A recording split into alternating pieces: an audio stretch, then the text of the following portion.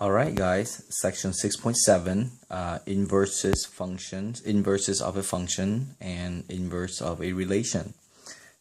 Let's understand what an inverse is. Say you are given a relation. Let me call this relation of f, relation for function f.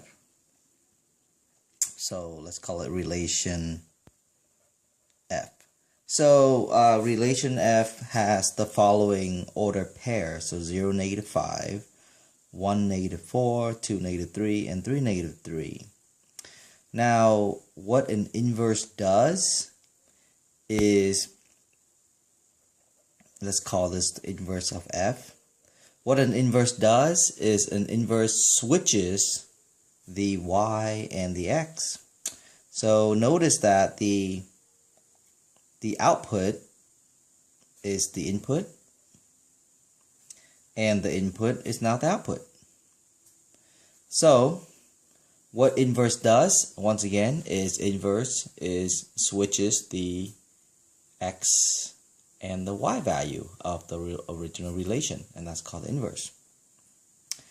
If we look at graphically, if we look at the graph of a relation and inverse, we're gonna see that let's say I'm plotting these points, so 0, -5, 0, -5, 1, -4, and so on and so forth, 2, -3, and 3, -3. So this is the plot of the regular function. Then plotting the inverse, which is this table, give you these dots. All right. Notice that the function and the inverse are somewhat symmetric. It turns out that they're symmetric about this line. We call it y equals to x, giving us a graphical look at what the relation and the inverse looks like. Okay.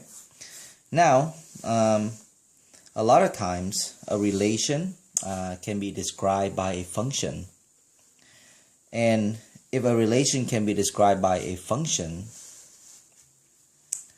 then we can also find a function to describe the inverse. Okay, so once again, a relation can generally be described by a function, and if it can, then we could hopefully find another function that describes its inverse. So we call that, so let me kind of read this paragraph with you so you understand. So if you can describe a relation or a function by an equation in x and y, then you can switch x and y to get an equation for its inverse. In other words, you can also find another function that describes its inverse. That's what we're trying to say. Now this is pretty important. The inverse of a function is denoted by this symbol. So whenever you see this symbol is, it's hard for you to see there, but it's really f raised to the -1 of x. Okay, this symbol represents the inverse of function f. So let me kind of walk you through a couple of examples so that you can understand what I'm trying to say here. Let's say we're given this function f of 2x. One of the value that satisfy this function is when x equals to 1, y would equal to 2. And I hope you don't disagree with me on this. When x equals to 1, y equals to 2. Okay, y in this case is your f function. All right. So first, I want to find the inverse of f. Find f inverse.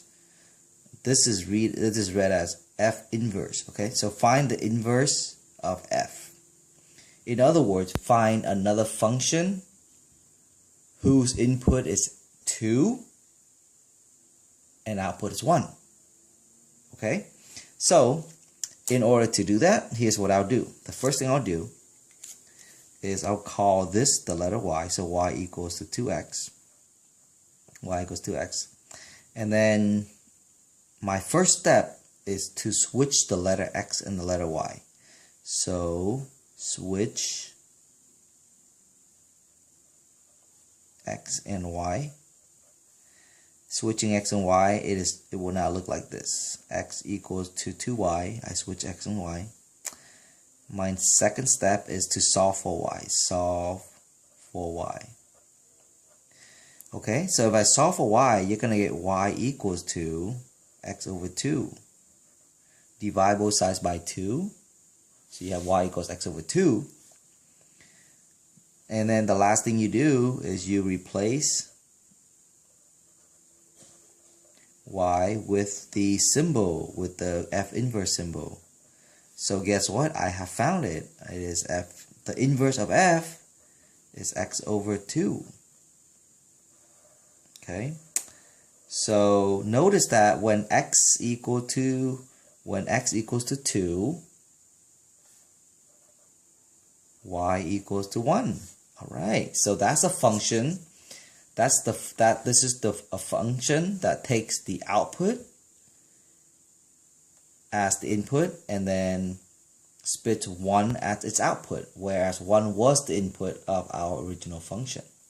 Okay, so this is the function that's interchange x and y. There you go. So we found it. Okay, so let's do number 2 now. I want to find the inverse of 2x minus 5.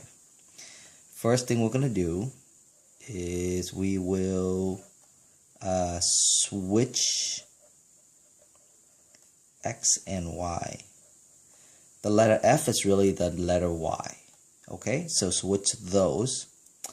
X now is over here, and then you get 2y minus 5. I switch x and y. Now I solve for y. Solve for y. Solve for y. Subtract, add 5 to both sides, so I get x plus 5 equals to 2y. And then I divide both sides by 2. So y equals to x plus 5 over 2. And then, of course, the last thing you do is you replace this with the appropriate symbol.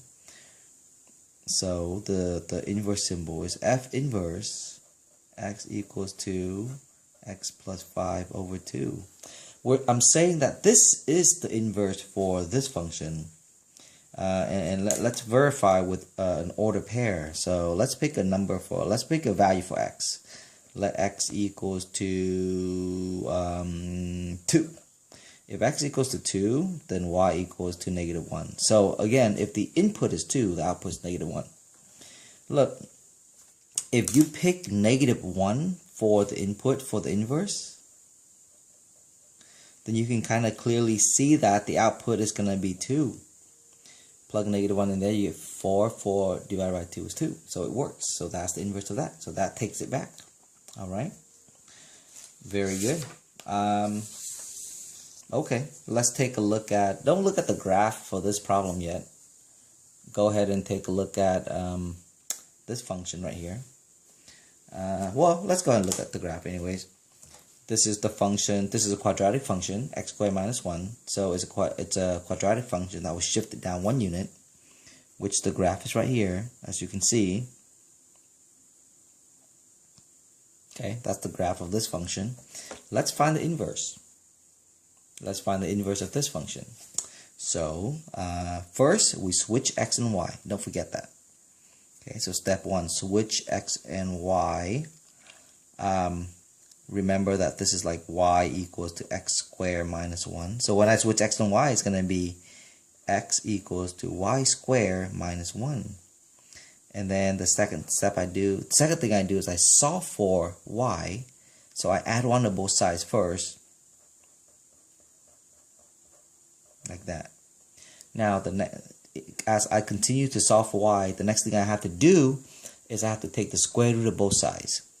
So let me go ahead and write like this. I'm going to go ahead and take the square root of both sides. When you take the square root of this side, make sure you put a plus or minus. And the square root of that is going to be y equal to, and then you get plus or minus square root of x plus 1. And then the last thing is you replace, remember, replace this with the inverse symbol. And therefore this function right here is the inverse of that function. The graph is represented, this is the graph of the inverse. Okay. Notice that here was this is the original, this was the f function. If this was part of the f function, then this is the inverse. Notice that how the inverse is symmetric about the line y equals to x. Okay, and that's the inverse. The inverse of this part right here, the inverse of this part right here is this part right there. The inverse of this part is this part. See, it's symmetric about the x, the line y equals to x. Alright, so find the domain and the range of the function. So let's talk about the function first. Your function is x squared minus 1. Hopefully I don't have to talk a lot about the domain and the range at this point. Domain is going to be from negative infinity to infinity. Notice that it spans to the left and it goes to the right. The range, the lowest is negative 1. So the range is going to be negative 1. And the highest is, range is low and high, right? So highest is infinity. For your inverse, now this is pretty interesting. Plus minus the square root of x plus 1. So by looking at the graph, we can kind of see that the domain is from negative 1. This is the domain for the inverse. So the domain is from negative 1 to infinity. One way to find the domain is to look under the radical function and determine what x value should be. So clearly x cannot be a number that's less than negative 1, because that would mean that the value under the radical is negative. So x has to be negative 1 or larger. Or you can look at it graphically. Okay. The range, looking at it graphically, the range, the function goes like this, and it does go on forever. So the range is going to be, range refers to low and high, so it will be from negative infinity to positive infinity. There you go. Is the inverse a function? Well, the inverse is not a function because it did not pass the vertical line test, as you can see. See, this graph is the graph of the inverse function, of the inverse. But the inverse is not a function. It's a relation, but not a function. Because it didn't pass the vertical line test. So no, because not every input of the inverse has one output. Or you can simply say that it didn't pass the vertical line test. Okay, very good. Last problem here. Let's go ahead and find the inverse for the function g, and then we'll do a few more things. So remember, when you find the inverse, when we want to find the inverse, first go ahead and replace the letter g or the function f, whatever it is, with the letter y. The first step in finding the inverse of given problem or given function is to switch x and y. So I will be writing x here 4 over y plus 2. I just switch x and y. Okay. Now I'm going to go ahead and solve for y by multiplying everything by y plus 2. So multiply both sides by, so solve for y. Or I can use proportion. I can think of x as x over 1 and then just cross multiply. Okay, so if I do that, here's what I get.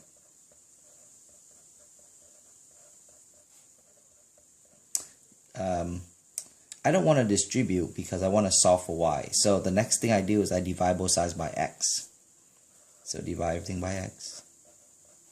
So I get y plus 2 equals to 4 over x. And then the last thing I do is I subtract 2 to both sides. Okay, so y equals to, and that is the inverse of g. Okay, there you go. Now, so here is g, here's g inverse. I want to work with its composition now. So I want to take g composed of g inverse at 0. From the previous lesson, you know that this has a meaning. It means that g is the outside function, and then g inverse is the inside function at 0. Okay, the first thing we have to do is we have to find what g inverse at 0 is. So we take the 0 and we replace it in there. If I replace 0 in there, this is a huge problem because I'm going to have 4 divided by 0, which is undefined. So this equals to g of something that does not exist. Again, the reason why it does not exist is because x is 0 and 4 divided by 0 is not allowed.